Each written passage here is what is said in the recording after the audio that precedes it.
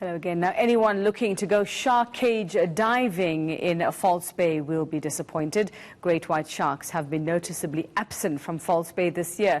Experts are yet to give reasons why the apex predators have not been spotted or how their disappearance is likely to affect the ecosystem. Let's chat some more about this now with Shark Spotters Research Director Tamlin Engelbrecht. She is joining us via Skype from Cape Town this evening. Tamlin, a very good evening to you. Tell us what it is you have found or not found in this case in False Bay.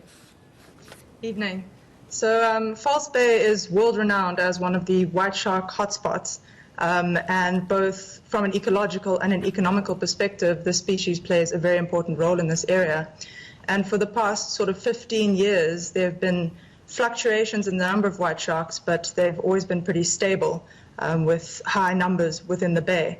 And what we've seen in the last 5 years is just sort of a drastic decline in the number of white sharks, which has obviously had an impact both ecologically and economically.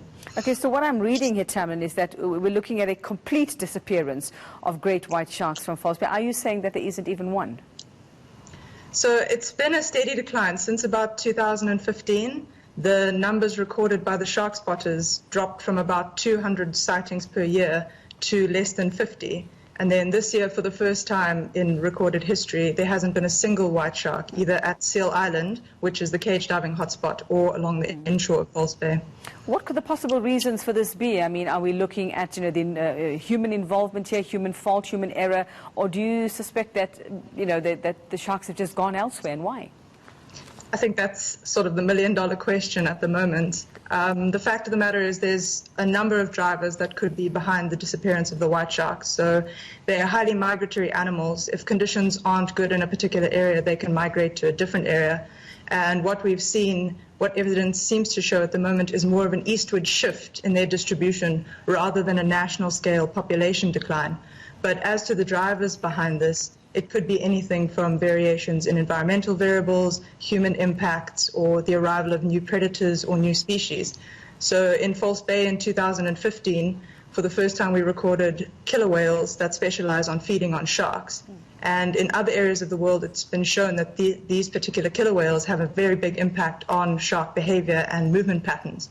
So killer whales are one of the prime suspects at the moment.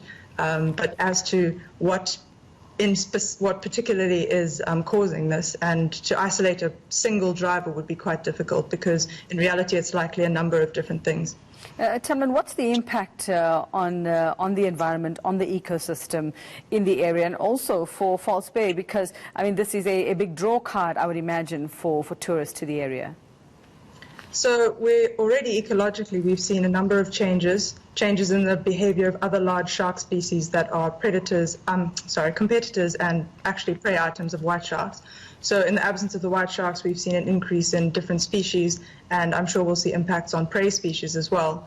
But at the moment, we're not entirely sure on the massive ecological impacts that will take place. Of course, from an economic point of view, it's very tricky because the cage diving industry is massive in False Bay. Actually, at the moment, another species, broad-nosed seven-gill sharks, have occupied Seal Island and are sort of keeping the cage diving industry going in the absence of the white sharks. But obviously, they don't have the same draw as the iconic white shark. Yeah.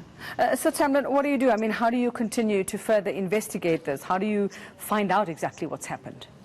So it's very tricky to try and tease apart all the different potential drivers and see what's actually going on.